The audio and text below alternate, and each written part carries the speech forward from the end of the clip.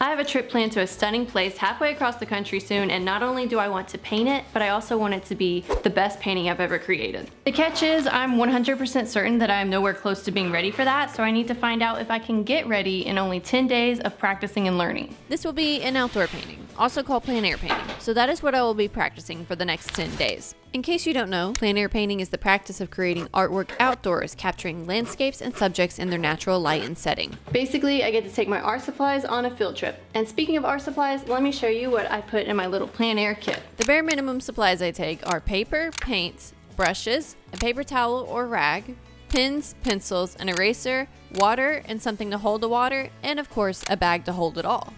For paints, I take my Winsor & Newton Professional Watercolor Field Box, which conveniently comes with a sponge, a small travel brush, a water bottle, and this lid that doubles as a little water pot. I always pack my Princeton Velvet Touch round brush because of how versatile it is, but I've also been trying out this water brush recently, which is nice since it holds the water too. Then I always have paper towels, and sometimes I take this armband that I use like a rag. I also like bringing a spray bottle, a kneaded eraser, pens, including a white gel pen, and sometimes colored pencils. I ended up adding just a few more things to my kit, but I'll show you those later.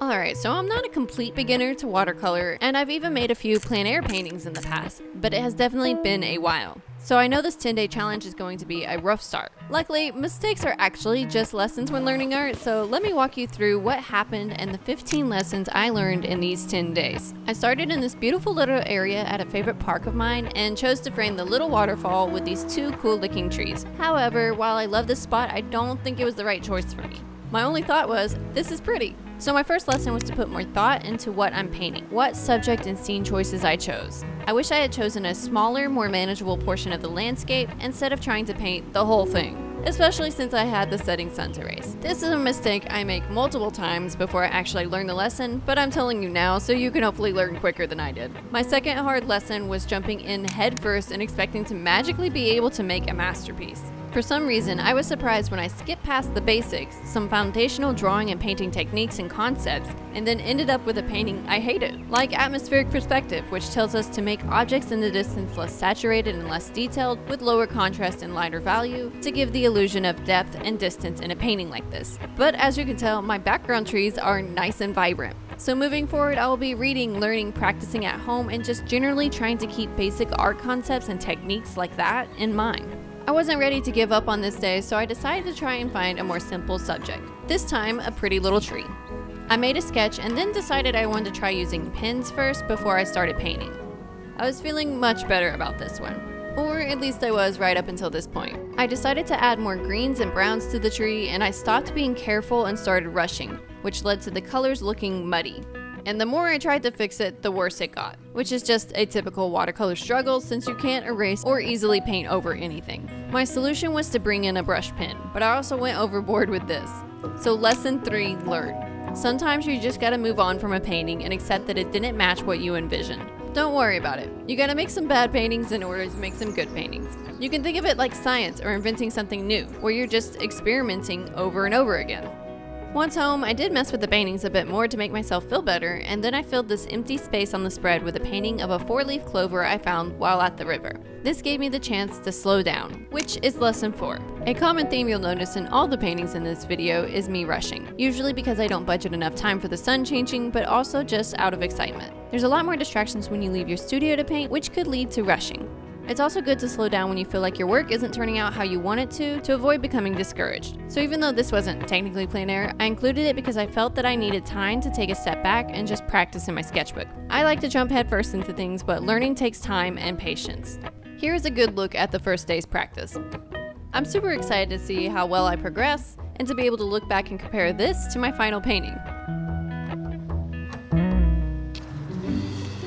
On the second day, I took my advice from lesson 2 and put it into practice by creating a color chart. This is kind of like a little cheat sheet to help with color mixing. I made a 12 by 13 grid with each column and row labeled with each of my colors. The first column is each of my 12 colors, just 100%.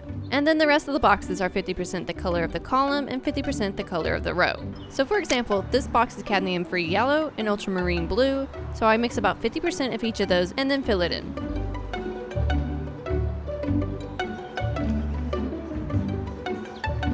Once that was finished, I found this wonderful little pond and absolutely loved the way the light was hitting it. So of course, I ignored lesson 1 and repeated the mistake of choosing a complicated scene, especially for the amount of time I had and the size of paper I chose. However, I did thoroughly enjoy this process, and I think that is also an important lesson to keep in mind. Despite making a few of the same mistakes with the basics like perspective and subject choice, I could tell I was getting more comfortable with my watercolors and having fun. Even though I have a goal to get better and make my best painting yet, it's good to remember that the joy is in the process of creating and not just the final result.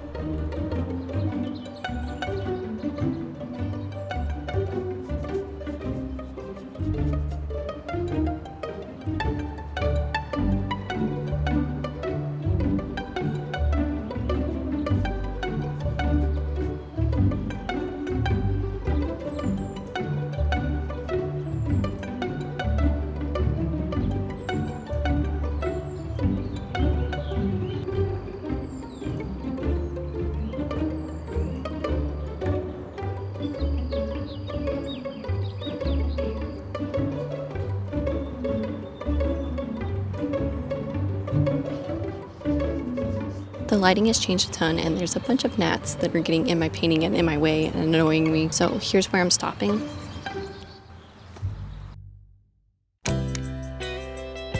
I'm bringing a tripod in public, so that's how you know I'm committed to this video. Having somewhat learned my lesson about subject choice and rushing to start painting, I returned to the little pond for a second attempt. This time I chose a smaller painting size, and I first made thumbnails and even did a bit of a color mixing test, which is lesson 6. A thumbnail is a small, simple version of your art piece that helps you decide on the composition and values, and it usually just takes a couple minutes to make. In my third thumbnail, I also added some paint just to loosely test out some colors. This planning process actually saves me time by allowing me to work out composition and value issues before applying any paint, and also just to work out things that are a little more difficult for me. I always have a hard time drawing and painting tree lines because I want to add too much detail, so that's something I'm going to try to focus on today, is being more loose and not adding so much detail, especially to the tree line. One of the reasons I chose to practice in plein air beyond it just being exciting is because I felt like it was a way to fast track my skills in watercolor and art in general too. Everything is predictable in my studio, but when you're outside, there's more things you have to deal with, like changing light. The lighting is literally perfect right now, but I'm so scared it's going to go away before I even get halfway through this painting. Plein air painting forces you to make decisions quickly and to adapt to changing conditions like light shifts and shadows moving. This sharpens your observational skills while also causing you to make braver brushstrokes and pick out the most interesting parts of a landscape. Plus, it trains your visual memory and artistic intuition so you can make creative choices more naturally and confidently even when you're back in the studio. Okay, a quick bonus lesson here. One of my favorite ways to improve at anything is to take advice from way more experienced and professional people. Since I consider myself new to intermediate with watercolor, I have found exploring techniques and practical tips to be much easier when you have an industry expert sharing their knowledge with you through a well-made class. So this is where I want to give a shout out and a huge thank you to Skillshare for sponsoring this video. Their support allows me to keep creating content like this that hopefully you find entertaining and helpful.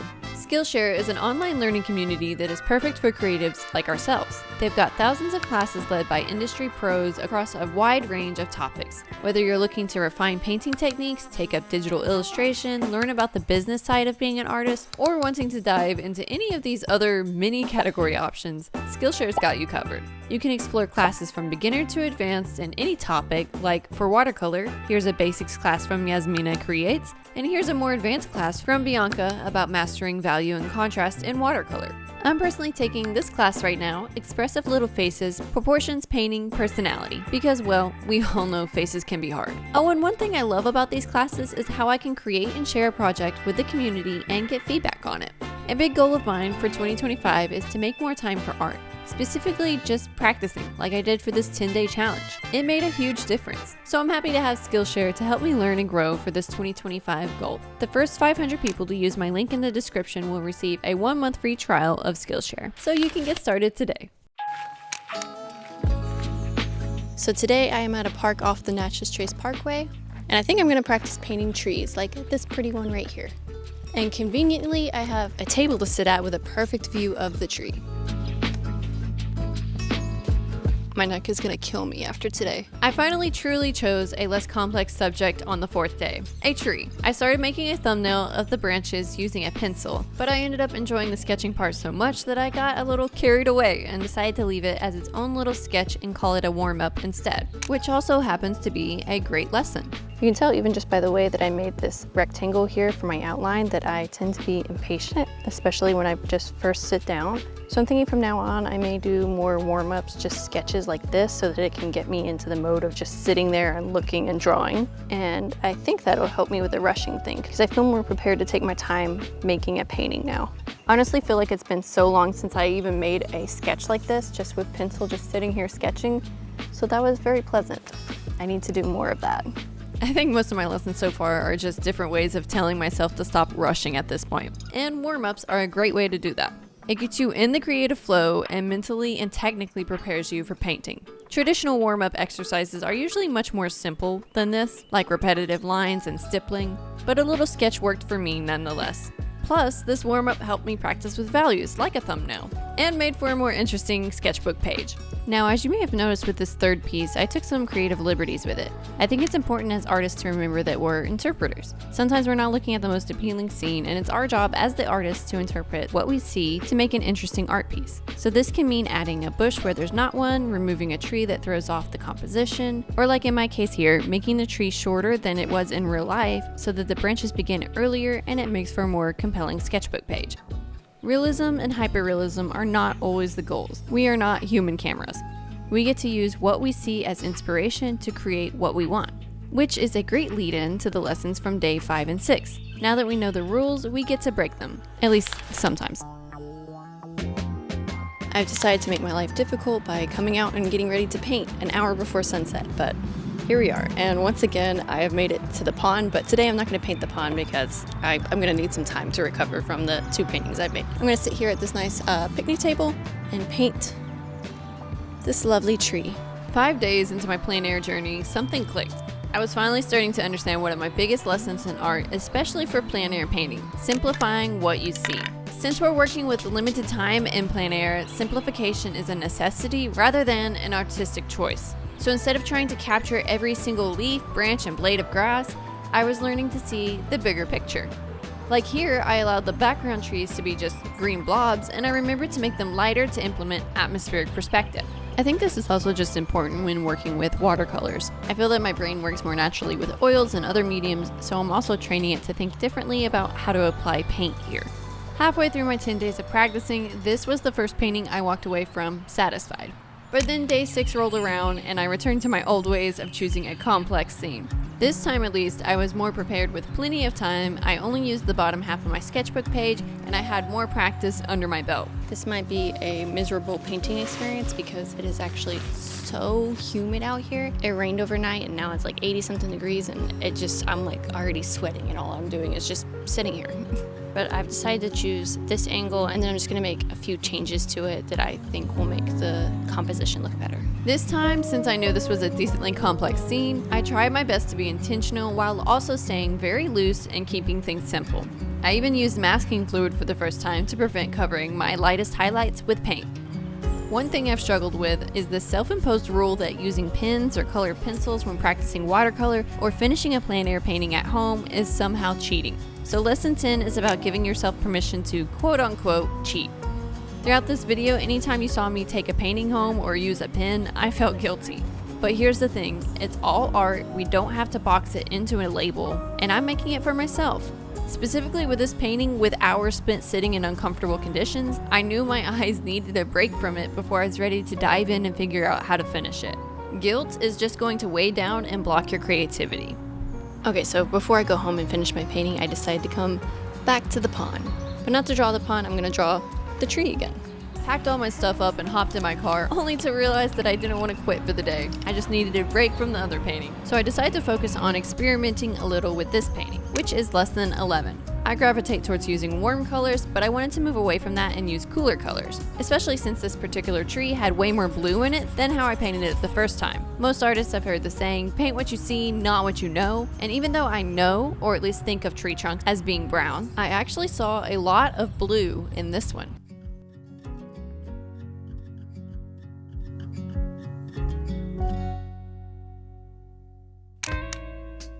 So I've added a few things to my plein air kit. Let me show you what they are because they're pretty cool. This is a viewfinder, specifically the view catcher, though there are a few different types out there and you can also make your own. A viewfinder helps you frame your composition. It slides so that you can choose your preferred aspect ratio like 8x10 or a 1x1 square, and it is a nice mid-tone gray and has a hole so that you can isolate and better view colors through it. I also purchased these red filter glasses which help me identify values of a scene. You can always just take a photo and drop the saturation to grayscale for that, but apparently red filters are better at blocking wavelengths that can interfere with the perception of values, which makes them better for contrast. I also picked up this lightweight camping chair so that I don't have to sit on ant-filled logs and painful rocks while painting, and committed to keeping a tube of white gouache with me since it's opaque and can add highlights when I make the mistake of covering them. The last 4 days are all about practice, and I really just ended up painting a bunch of trees because apparently I really enjoy doing that, but really the goal was developing an eye. Meaning I wanted to sharpen my observational skills to get better at recognizing the play of light and shadow, the variations of color and texture, and identifying the big shapes in order to simplify them, as we talked before. It's really about training your brain to filter out the noise and just focus on what makes a scene captivating. This in and of itself is a skill. Once I finished that tree, I decided I had enough time before sunset to paint another one and jumped right in. Which brings me to lesson 13. Try again and again and again. Here's the deal about art. You've got to show up. There's this famous story about a pottery class that perfectly exemplifies this. The pottery teacher splits the class into 2 groups. One group was told to create a single perfect pot, and the other group was told to make as many pots as possible. At the end of the semester, something fascinating happened. The group that was focused on making quantity, just creating pot after pot, learning from each attempt, ended up producing far superior work compared to the group trying to make one perfect piece. Why? Because they were practicing. Each attempt improved their skill, and that's exactly how plein air painting works too. The more you paint, the better you get. Don't aim for perfection, aim for practice. The magic is in showing up, trying again, and not beating yourself up when things don't go exactly as planned. Every quote-unquote failed painting is just a lesson. It's teaching you something about what works or what doesn't. Every single time you sit down to paint, you're getting a little bit better. Now by day 8, I was truly starting to see the benefits of this plein air practice, which is what I want to discuss in the next lesson. I briefly mentioned this before, but plein air painting to me is a way to fast track my skills in observation, interpretation, and artistic expression. First off, you're out in the real world, not just staring at a flat photo. So, since we want to depict 3D images with good perspective, scale, and proportions, it makes sense to use the 3D world instead of a 2D image as the reference. This real-world experience sharpens your spatial awareness in a way that's hard to replicate indoors. You're constantly gauging distances, angles, and how objects relate to each other in space. Secondly, plein air encourages spontaneity and improvisation, which is great for developing your creative muscles. This trains you to make quick decisions and trust your artistic instincts.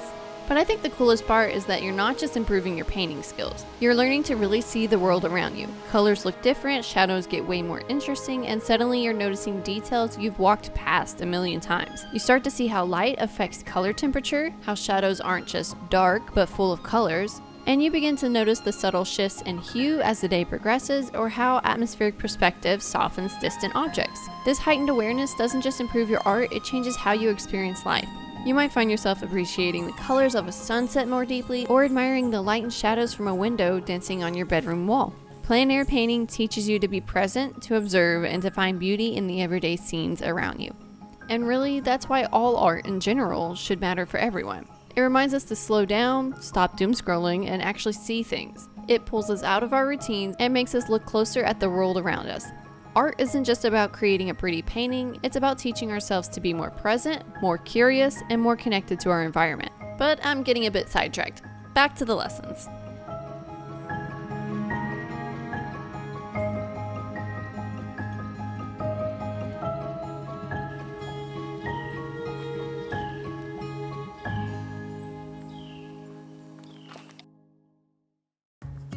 At this point, I was now over 1,000 miles from my home, camping just outside of the place of my final painting. So I had one final day to prep, and for me, this meant studying, which is lesson 15. I started by painting a nearby tree, practicing the wet on wet technique that I always seem to forget about, because here in Colorado, trees are different, so I wanted to give a go at one before my final painting.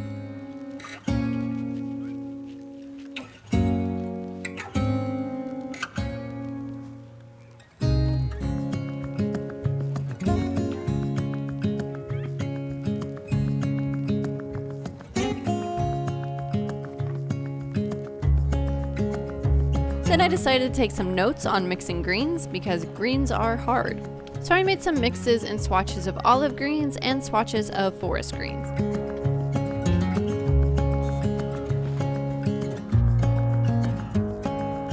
I also quickly painted some rocks since I know there'll be rocks in the painting tomorrow.